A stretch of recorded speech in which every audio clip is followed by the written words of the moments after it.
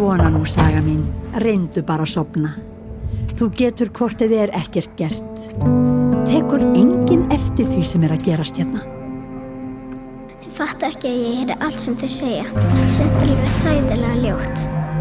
Hann segir að hún sé heimsk og ógeðsleg. Það er ekki satt. Hann segir stundum það sama mig.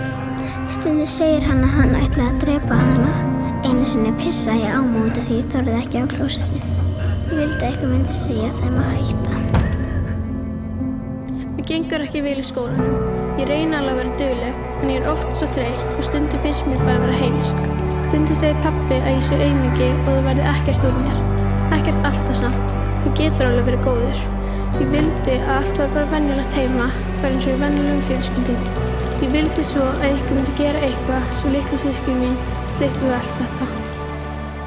En aðstæðurnar, eða ofbeldið, hefur áhrif á þau, líklega allt lífið. Börn sem búa við ofbeldi eru útsettari fyrir frekara ofbeldi síðar á lífsleiðinni.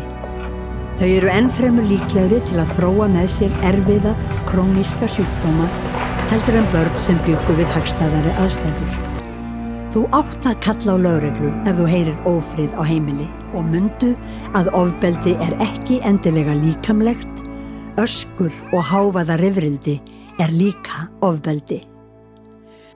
Ef þig grunar að barn búi við heimilisofbeldi, hringdu þá í 112.